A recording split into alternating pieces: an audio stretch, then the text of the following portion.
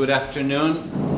And first, I'm sorry of not knowing Polish, but I know Polish history, and I think everyone who loves Western civilization, has a special debt of gratitude to Polish civil society, because several times you have saved Western civilization from oppression. Bardzo miłe słowa pod naszym adresem.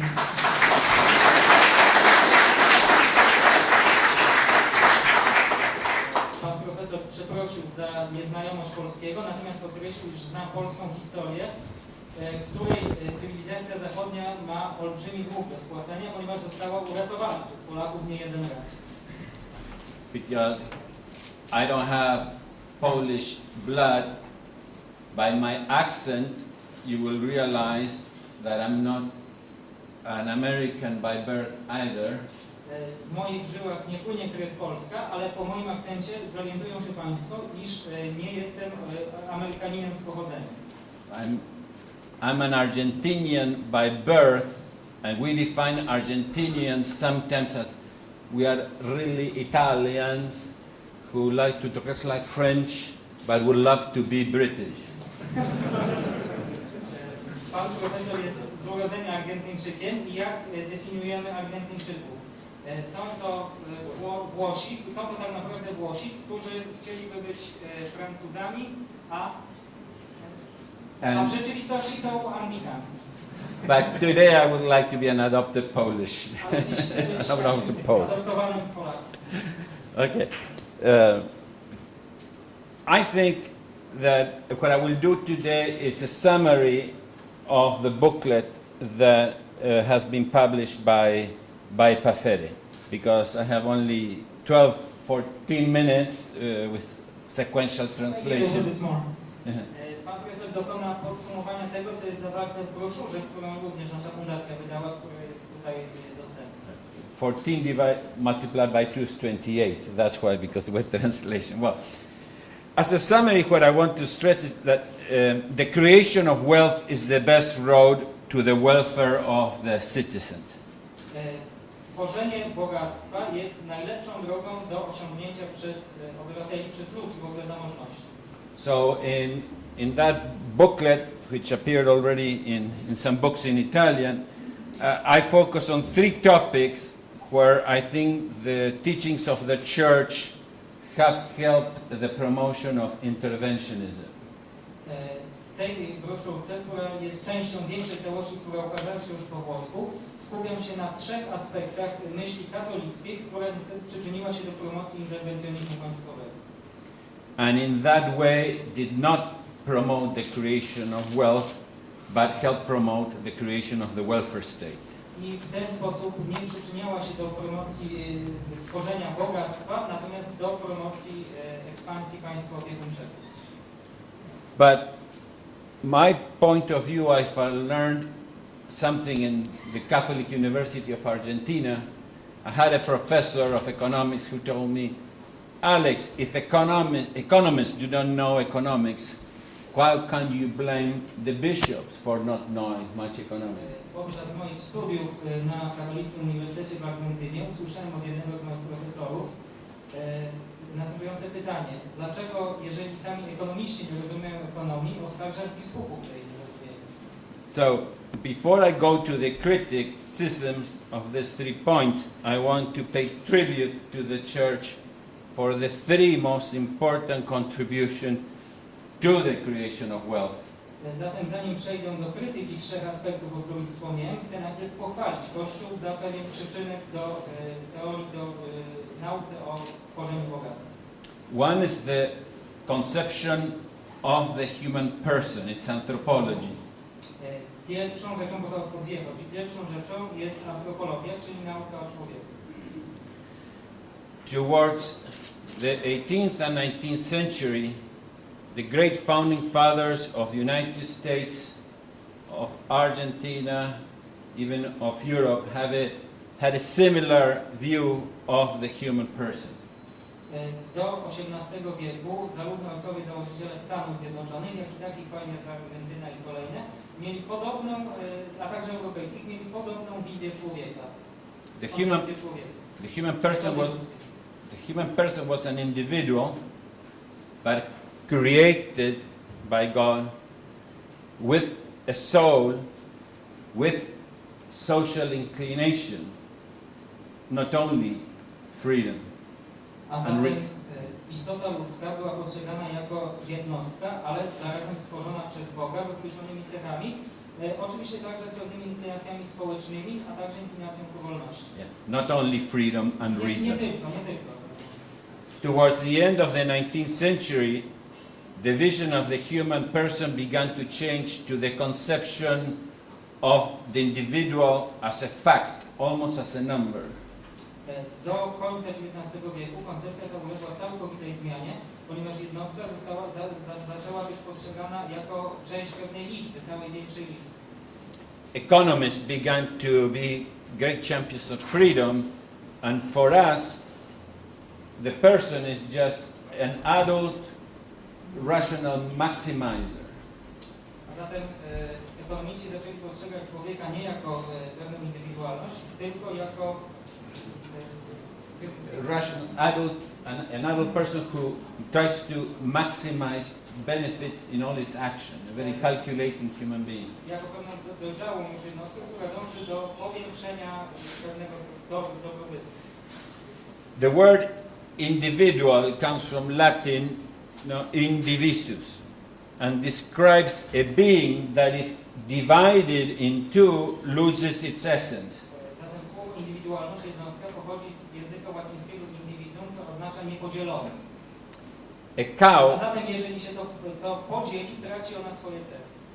A cow is an individual. If you cut a cow in two, you don't have two little cows. Tak jak krowa jest pewną całością, jeżeli przetnie się na pół, nie otrzymujemy dwóch małych krówek. You have a dead cow. Macie martwą krowę. And if you have a flock of animals or of sheep and one gets sick and endangers the others, jeżeli na przykład dysponujecie stadem jakichś zwierząt i jedno z nich zachoruje i zaraża inne, the rule of numbers, the numbers win. If it's just a game of numbers, the individual versus the collective wins. W tej grze liczb, jakby w tej walce liczb, jednostki przeciwko kolektywowi, kolektyw wówczas zwycięży. And that's why we saw at the end of the 19th century, at the beginning of the 20th century, the growth of the worst tyrannies that human beings have ever experienced, communism and national socialism. Stąd od przełomu wieku XIX i XX obserwowaliśmy rozwój największych tyranii, jakich doświadczyła ludzkość, czyli nazizm i komunizm.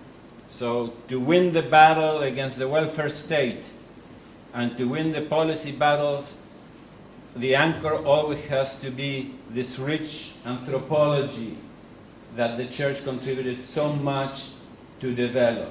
Aby zatem wygrać w tej walce prowadzonej z państwem opiekuńczym, musimy być zakotwiczeni dosłownie w bogatej tradycji nauki Kościoła na ten temat, na temat jednostki ludzkiej. The true human person created in the image of God, unique and unrepeatable. Chodzi o prawdę o istocie ludzkiej stworzonej przez Boga, która jest jedyna w swoim rodzaju, niepowtarzalna. After the individual, after the person, comes the family. Tuż za pojęciem jakby jednostki, istoty ludzkiej, kroczy pojęcie, jest nierozerwalnie związane pojęcie rodziny. And for the family to be able to exist, human beings began to demand private property. Natomiast aby rodzina mogła egzystować, jednostki ludzkie zaczęły domagać się, zaczęły walczyć o prawo własności do własności prywatnej. So if you study anthropology, that's what the study says. The anthropologists that Adam Smith studied, that's what they were explaining. That's why private property developed to protect the intergenerational family. Taką właśnie definicję, takie właśnie wyniki badań nad własnością prywatną znajdują wielkich antropologów, a także choćby Adama Smitha, iż własność prywatna wzięła się z walki jednostek o utrzymanie wielopokoleniowej rodziny. So as I always say, private property and the family are the basic institutions of the free society and if you don't believe me, believe the Marxists, because those are the two institutions they always try to destroy when they want to destroy freedom. A zatem można powiedzieć, że dwoma głównymi filarami wolnego społeczeństwa jest rodzina i własność prywatna. Jeżeli nie wierzycie mnie, uwierzcie marksistom, którzy właśnie te dwie instytucje starali się najbardziej zwalczać w swojej walce przeciwko wolności w ogóle. And I will read a quote from the first page or second. This is not only important for the free society, this is also important for the church. This is from Hayek, Nobel laureate and creator of the Montpellier Society, founders. He says, the undoubted historical connection between religion and the values that have shaped and furthered our civilization, such as family and several property and private property, does not of course mean that there is any intrinsic connection between religion as such, and any religion, and such values. Among the founders of religion over the last 2,000 years, many opposed property and the family. But the only religions that have survived are those which support property and the family. And the Roman Catholic Church is one of those that have survived. Teraz ja odczytam cytat z książki. Przepraszam, że będę posługiwał się, ale ja tłumaczyłem to broszurę, więc jakby cytuję samego siebie. To jest z Fryderyka von Hayeka i warto jest sobie odczytał następujące słowa. Istnieje niewątpliwy historyczny związek między religią a wartościami, które ukształtowały i wzmocniły naszą cywilizację, takimi jak rodzina i własność tej wspólnoty. Nie oznacza to jednak, że są one, to jest religia jako taka i te wartości, wewnętrznie ze sobą połączone. Wśród założycieli rozmaitych religii na przestrzeni ostatnich 2000 lat wielu sprzeciwiało się zarówno posiadaniu mienia, jak i rodzinie. Jednak te, które przetrwały, są równocześnie tymi, które wspierały własność rodziny. Kościół rzymskokatolicki jest jedną z tych religii, które przetrwały. After all these phrases, now I'm going to be criticizing three concepts that evolved in my church and are the criticism of a loving son. Teraz po pewnym afirmatywnym wstępie przystąpię do krytyki pewnych koncepcji, które wyrosły w moim własnym kościele, którego jestem, ale ta krytyka wypływa z ust kochającego ten kościół jego syna. These three ideas are new. By that I mean they only originated at the end of the 19th century and in the beginning of the 20th century, but are still with us today. Te trzy idee, które poddam krytyce, nie są tak świeże, ponieważ powstały, jak mówiłem, na przełomie XIX i XX wieku, ale niestety są obecne, są wciąż wśród nas popularne obecne. One is, there you can, it will be longer, you can read, the notion that in a capitalist society there is a trend for the rich to get richer and the poorer get poorer. Second, the belief that the labor market is radically different from all other markets.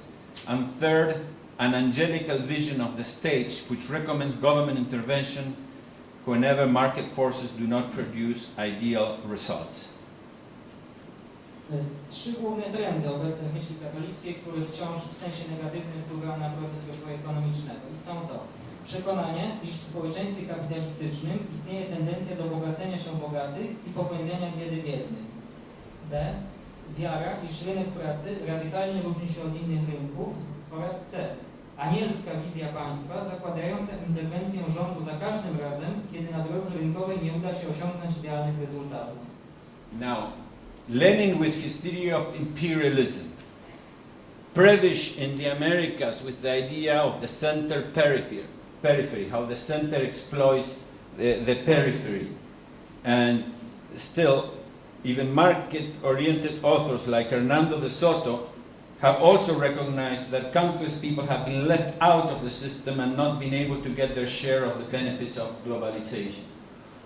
Na początku XX wieku Włodzimierz Lenin, rozwijając swoją teorię na temat imperializmu, doszedł do wniosku, iż jedne narody stale zwiększają poziom zamożności, podczas gdy inne wręcz przeciwnie ubożeją. Lansował on taką teorię o centrum i peryferiach, zgodnie z którą zamożne centrum bogaci się kosztem biednych peryferii. I nawet niektórzy, co ciekawe, autorzy prorynkowi, tacy jak na przykład Hernando de Soto, twierdzą, iż niezliczone rzesze ludzi zostały postawione poza systemem i dla tej przyczyny nie mogą korzystać z pewnych dobrodziejstw ówczesnego świata.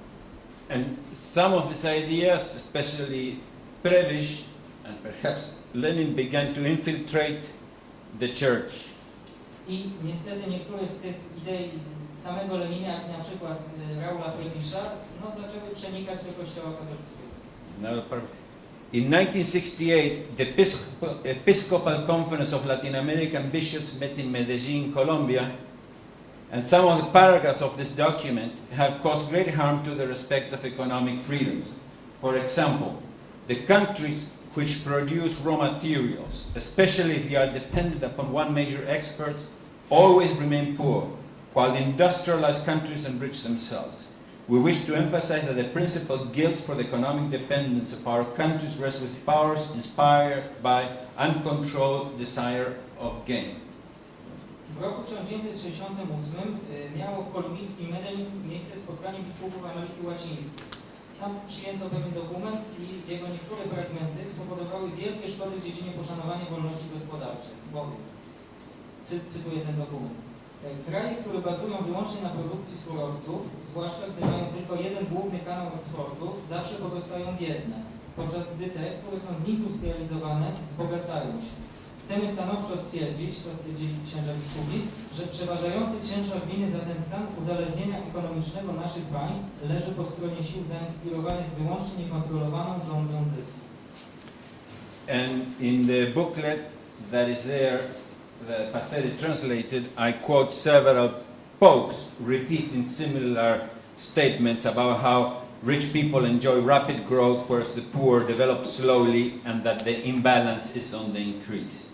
W tej broszurze cytuję również wypowiedzi niektórych papieży współgrających z cytatem z tamtego dokumentu. And now, again, I'm going to read a longer quote because again, the same happens with the labor market. It was not the church that first said that the labor was so different.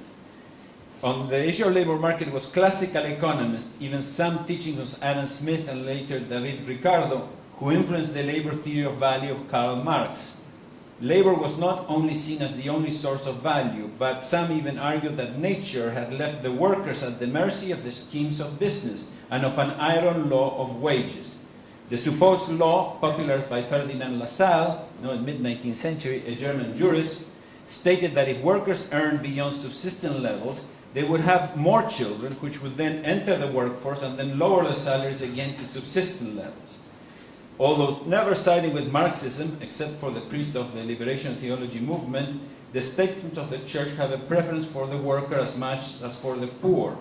Labor unions are mostly seen in a positive note, and John Paul II's experience with the Solidarity labor movement in Poland greatly influenced his writings. Although labor unions and leaders are open to sin and error just as anyone else, one seldom finds criticism of labor unions in church documents. Jeśli chodzi o kwestię rynku pracy, to warto pamiętać, iż nawet teoria Karola Marksa dotycząca pracy została zainspirowana przez klasyczną szkołę ekonomii, a nawet przez niektóre prace Adama Smitha, czy pochodzące z późniejszego okresu Davida Ricardo. Praca postrzegana była nie tylko jako źródło jedynie pewnych wartości, ale też niektórzy twierdzili, że sama natura pozostawiła robotników na łasce i niełasce biznesmenów oraz spiżowego prawa płacy. Sugerowano tu prawidłowość spopularyzowana przez niemieckiego prawnika Ferdinanda Lassalle w połowie XIX wieku, zakłada, iż gdyby robotnicy zarabiali poniżej minimum pozwalającego na utrzymanie się, mieliby więcej dzieci, które z kolei same stawałyby się siłą roboczą, przez co znów następowałoby obniżanie pensji poniżej poziomu egzystencji. Mimo iż nie po drodze im z marksizmem, za wyjątkiem księży należących do ruchu teologii wyzwolenia, wypowiedzi Kościoła zawsze stały raczej po stronie robotnika, także człowieka ubogiego. Również związki zawodowe postrzegane są przez Kościół jako coś pozytywnego, zaś doświadczenia Jana Pawła II z Solidarnością, z ruchem Solidarności w jego rodzinnej Polsce w ogromnym stopniu wpłynęły na jego nauczanie. Pomimo zatem, iż przywódcy związkowi są tak naprawdę tak samo podatni na grzech i błądzenie jak każdy człowiek, bardzo rzadko w dokumentach kościelnych znajduje się wobec nich choć minuta krytycyzmu. I will pass now to this other third topic, the angelical vision of the state. This idea that the bureaucrats, the people who work in government, are great generous people, and unlike us, they are not self-interested. Przejdę teraz do trzeciego punktu, który chcę przedstawić, mianowicie do anielskiej wizji państwa. Wizji państwa jako opiekuńczego anioła, w którego aparacie pracują biurokraci, którzy są ludźmi bez skazy, troszczącymi się tylko o dobro innych. It was natural and people of goodwill, like the members of the so-called social market economics school in Germany, to try, when the market failed, they say, why don't we put the experts to try to fix the problem from the government? Na przykład w tak zwanym społecznym ruchu ekonomicznym, popularnym zwłaszcza w Niemczech, ludzie mówili, dlaczego nie wynajmiemy pewnych ekspertów, którzy naprawią pewne niedociągnięcia rynku. These scholars, like Wilhelm Röpke, who was president of the Montpellier Society, who Mr. Małek and I have the pleasure of belonging to, and Alfred Müller-Armack, and now Walter Eucken and others, had a good dialogue with, sometimes criticism, with great moral theologians. Tutaj należy wymienić takie nazwiska jak Wilhelma Röpkego, który był przewodniczącym Montpellier Society, do którego razem z panem Janem Małkiem mamy przyjemność należeć, a także Waltera Eukena czy Alfreda Millera i wypracowany przez nich model nazwany bywa społeczną gospodarką rynkową. So they recommended government intervention to make the market work better. Sorry. Jeszcze zapomniałem dodać, iż właśnie te osoby bardzo często wchodziły w dialog lub nawet konflikt z przedstawicielami teologii moralnej. Now, but Röpke, more than others, saw the dangers, and I'm going to read a quote that you have on page. Wilhelm Röpke może jednak bardziej niż inni przedstawiciele tego ruchu dostrzegł pewne niebezpieczeństwa. Teraz będzie z niego cytat. He wrote, by its continuous expansion, the welfare state tries to cover more and more uncertainties of life, and ever wider circles of the population. But it also tends to increase its burdens. And the reason why this is so dangerous is that while expansion is easy and tempting, any repeal of a measure later recognized as hasty is difficult and ultimately politically unfeasible. Röpke zatem zauważał, iż państwo opiekuńcze charakteryzuje się pewną niebezpieczną tendencją rozrostu. I oto co pisze. Poprzez współciągły rozwój państwo opiekuńcze próbuje poprawiać coraz więcej niepewnych obszarów życia, coraz szerszych mas społecznych, ale jednocześnie poszerza granice, w których się porusza. Z tego też powodu jest tak niebezpieczne. O ile bowiem ekspansja państwa jest rzeczą łatwą i pociągającą, o tyle każda późniejsza próba odwrotu od tego trendu jest postrzegana jako niebezpieczna i politycznie niewskazana. Another author, Karl Farmer, said about Müller-Armack, the specific philosophical position on Müller-Armack's paternalistic view of the state prepared the ground for the gradual overexpansion of the welfare state. A oto cytat z Karla Farmera w odniesieniu do teorii Alfreda Müller-Armacka. Specyficzne stanowisko filozoficzne w połączeniu z paternalistycznym pojmowaniem państwa, jakie zajął Müller-Armack, w dużej mierze przygotowało grunt pod stopniową ekspansję i nadmierny rozrost państwa opiekuńczego. So then in the booklet I go to this one, how come that these three ideas are still with us? And what I try to show that although I think they are misguided, they all have a kernel of truth. They all have part of truth in these ideas. W dalszej części tej broszury, której teraz Pan Profesor nie będzie cytował, pokazuje, że mimo wszystko w tych trzech poglądach znajdują się pewne ziarna prawdy, pewne elementy prawdziwe. And I will read the second two paragraphs. For example, because in some areas of the world, in some regions, you have the rich are getting richer and the poor are getting poorer. Istnieją rejony świata, w których rzeczywiście bogaci się bogacą, a biedni biednieją, bożeją. Now, Hernando de Soto and his team of researchers showed, like none before them, how an overregulated economy creates such high costs of entrance to the market for the poor that it ends up unjustly excluding them from the opportunities. In addition to this process, and to explain why so many poor can improve their lot, I have pioneered and tried to push the notion of an unequal distribution of economic freedom. An unequal distribution of economic freedom leads to a system where the rich get richer because they are the only ones who can afford the cost of legality, or the only ones who can buy from producers other than the states, the products and services such as education and security, inefficiently produced by government officials and bureaucracies. The poor get stuck with little access to legality and poor services. In most indices that measure rule of law, only minorities of countries qualify as having strong and just juridical frameworks. In those countries, the population, as well as moralists, see how the rich who are close to the government continue to enrich themselves even in periods where most of the population is suffering.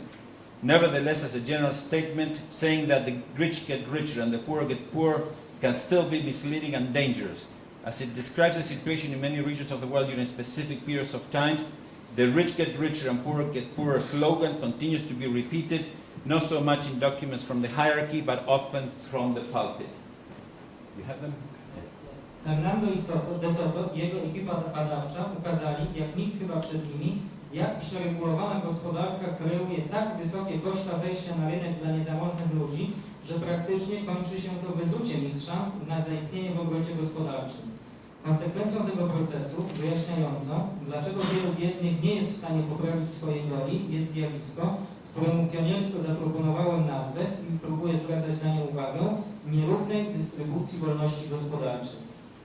Właśnie taka nierówność, według mnie, prowadzi do systemu, w którym bogaci bogacą się, ponieważ są jedynymi, których stać na poniesienie kosztów działania w granicach prawa lub jedynymi, którzy mogą nabywać od innych niż państwo, oferentów, takie dobra jak edukacja, bezpieczeństwo, tak nieefektywnie zapewniane pozostałym przez biurokratów. Biedni natomiast pozostają z niemożnością w pełni legalnego działania, a także z dostępem do kiepskiej jakości usług. W skali ogólnoświatowej prawie na każdym kontynencie obserwowaliśmy upadek krajów bogatych i odwrotnie odrodzenie biednych.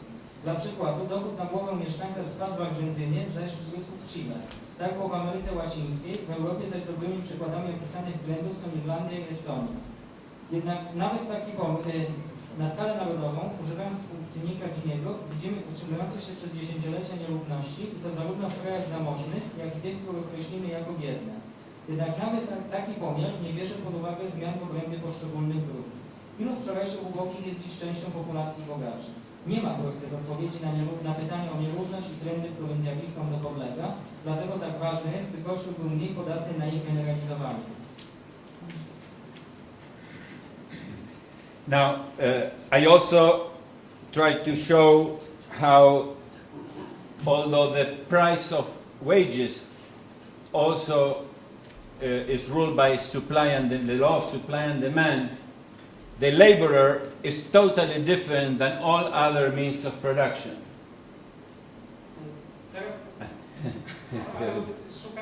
Yeah, no, because I have to summarize because we are running out of time. Although the law of supply and demand also helps determine wages, the truth is that the laborer is a complete different means of production than land and capital. Teraz chodzi o to, że w ogóle teoria i płace są zupełnie czymś innym niż posiadanie ziemi i kapitału. So, and I mentioned in businessmen like François Michelin or Charles Koch in the United States and others, who, when they write and try to structure their company, they don't treat the person, the worker, the same as a typewriter or the same as a computer. Chodzi o osobę ludzką. Kiedy na przykład jakiś biznesmen prowadzi interes, na przykład w Stanach Zjednoczonych, nie traktują pracownika jako na przykład maszyny do pisania, jako rzecz. Even F.A. Hayek recommends a safety net to protect the workers in certain condition, and Adam Smith too. So they didn't recommend safety net for the tomatoes, you know, or for the horses or the cars. Nawet tacy ekonomiści jak Adam Smith czy Friedrich Hayek promują jednak pewne mechanizmy zabezpieczające dla robotników, natomiast nie czynią tego samego na przykład w stosunku do pomidorów, żadnych mechanizmów. The third point, again, the bureaucrats are not angels, but not all of them are demons. In the most corrupt countries, I have personal friends who are honest judges. I w odniesieniu do trzeciego punktu, oczywiście nie wszyscy biurokraci są aniołami, ale również nie wszyscy są demonami. I nawet w najbardziej skorumpowanych krajach istnieją tego przykłady. Ja osobiście znam takiego człowieka. And the laws of civil society cannot be done by the for-profit motive, the same as other things in the market. I The laws, the legal, the framework does not, cannot be done by buying and selling. They need to be done by people who work for the state. prawo, jakby rynek nie może być... Ramy prawa nie mogą być tworzone w oderwany sposób, jak w stosunku... efektem gry rynkowej. So if we demonize all the people who work for the state, people would think that we are a little bit crazy. We exaggerate because some people are good. Przesadzamy, demonizując wszystkich ludzi, wszystkich biurokratów pracujących dla państwa. Narażamy się na krytykę, że jesteśmy szaleni. So after sort of showing that each of these areas each of this topic have a kernel of truth, have a part of truth, I try to propose a solution. Zatem po wykazaniu, że we wszystkich tych punktach, tych 3 punktach znajdują się pewne ziarna prawdy, postaram się zaproponować pewne rozwiązania. And I try to solve these things by working with think tanks like PAFERE. ACTON Institute, that is over 20 years old, works with using a language where economists can learn to communicate with bishops and the church in order to influence the church with good economics. Bardzo ważna jest tutaj rola takich think tanków jak PAFERE i właśnie założony przeze mnie Instytut ACTONa zajmuje się takim wynalezieniem pewnego języka, który można na te tematy komunikować na przykład z biskupami. I'm also on the board, one of the directors of the Fraser Institute that tries to measure everything. So, we say if it matters, measure it. Znajduję się również w zarządzie Instytutu Frasera kanadyjskiego, który zajmuje się mierzeniem wszystkiego, co da się zmierzyć i naszym takim mottem jest, jeżeli coś jest ważne, zmierz. So with good argumentation, we can try to win debates. Are the rich getting richer? Are the poor getting poorer? Does freedom help the poor? Then we have empirical data to prove that. Odpowiedzi właśnie, aby udowodnić, musimy używać dobrego, odpowiedniego języka. Na przykład odpowiedzieć na pytanie, czy biedni biednieją, a bogaci się bogacą. And now to finish,